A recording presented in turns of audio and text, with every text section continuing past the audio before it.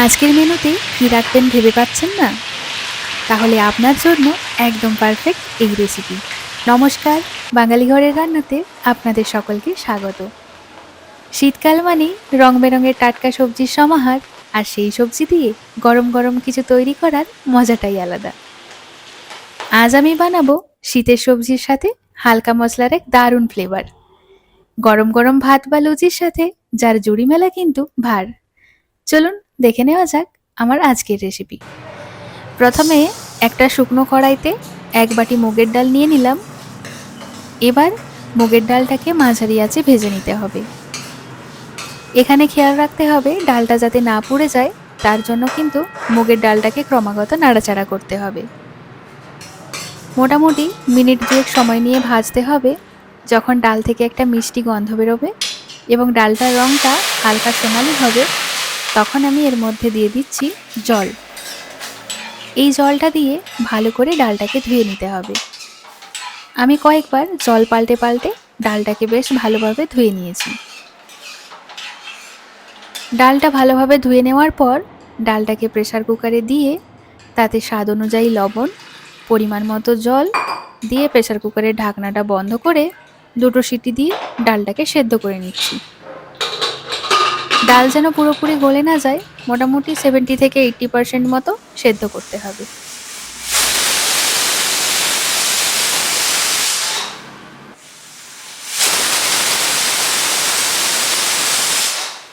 দুটো সিটি পড়ার পর ডালটাকে নামিয়ে রাখলাম।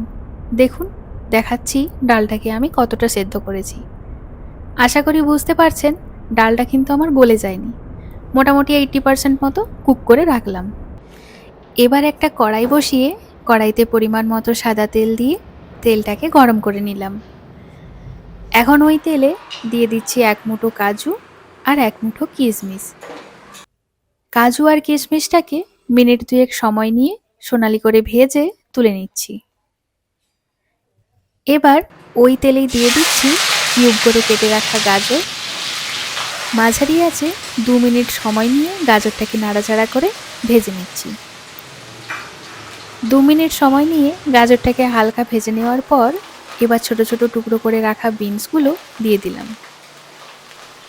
বিনসগুলোকেও 2 মিনিট সময় নিয়ে মাঝারি আঁচে ভেজে নেব। 2 মিনিট ভেজে নেওয়ার পর এবার দিয়ে দিচ্ছি ছোট ছোট টুকরো করে কেটে রাখা ফুলকপি। ফুলকপিগুলোকেও সব কিছুর সাথে মিশিয়ে নিয়ে ভেজে নিতে হবে। এবার এর মধ্যে স্বাদ অনুযায়ী লবণ অ্যাড করলাম এবং সমস্ত সবজিগুলোকে ভালোভাবে মিশিয়ে নিয়ে মিনিট 3 ভেজে নেব। 3 মিনিট ভেজে নেওয়ার পর এবার দিয়ে দিচ্ছি মটরশুঁটি। এখন সমস্ত সবজিগুলোকে মাঝারি আঁচে ভালোভাবে ভেজে নেব যতক্ষণ না পর্যন্ত সবজিগুলোর মধ্যে হালকা সোনালি একটা রং আসছে। আবারও 4 মিনিট সময় নিয়ে সমস্ত সবজিগুলোকে সোনালি করে ভেজে নিয়েছি। এখন সব কিছুকে তুলে রাখলাম পরে ব্যবহার করার জন্য।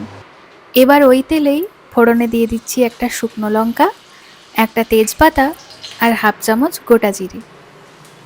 ফোড়নটাকে কয়েক সেকেন্ড ভালোভাবে ভেজে নিচ্ছি। ফোড়ন থেকে সুন্দর একটা গন্ধ বেরোলে দিয়ে দিচ্ছি 1 চামচ মতো আদা বাটা। আদাটাকে ভালো করে ভেজে নিচ্ছি যতক্ষণ না পর্যন্ত আদার কাঁচা গন্ধটা না চলে যায়। পুরো প্রসেসটাই কিন্তু লো ফ্লেমে করতে হবে। আদাটা ভাজা হতে থাক, ততক্ষণে এদিকে একটা টমেটো নিয়ে টমেটোটাকে ছোট ছোট টুকরো করে কেটে নিলাম। সাথে 2টো কাঁচা লঙ্কাকেও কুচি করে নিলাম। এদিকে আদাটা ভালোভাবে ভাজা হয়ে গেছে। এখন ওই কুচনো টমেটো আর কাঁচা লঙ্কাটা অ্যাড করে দিলাম। সাথে 1 চিমটি লবণ দিলাম যাতে টমেটোটা তাড়াতাড়ি গলে যায়। এখন মিনিট 2 সময় নিয়ে টমেটোটাকেও ভালোভাবে ভেজে নিতে হবে। টমেটোটা ভাজা হয়ে গেছে। এখন দিয়ে দিচ্ছি হাফ চামচ হলুদের গুঁড়ো, হাফ চামচ লাল লঙ্কার গুঁড়ো আর হাফ চামচ জিরে গুঁড়ো। সমস্ত গুঁড়ো মশলাগুলোকে ভালোভাবে ভেজে নিতে হবে যাতে মশলার কাঁচা গন্ধটা পুরোপুরি চলে যায়। এখন সমস্ত মশলাকে কম আঁচে 2 মিনিট সময় নিয়ে কষাবো যতক্ষণ না পর্যন্ত মশলা থেকে তেল ছেড়ে বেরিয়ে আসছে।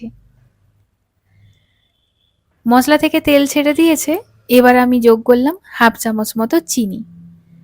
চিনিটাকে মশলার সাথে মিশিয়ে নিয়ে ভেজে রাখা সবজিগুলোকে দিয়ে দিলাম। সবজিগুলো দিয়ে আবারও 1 মিনিট মতো কষিয়ে নিচ্ছি, যাতে করে সবজির গায়ে মশলাগুলো ভালোভাবে লেগে যায়। সব কিছুকে কষানো হয়ে গেছে। এখন 1 কাপ মতো জল দিয়ে জলটা সবজির সাথে ভালোভাবে মিশিয়ে নিয়ে ঢাকা দিয়ে দিচ্ছি।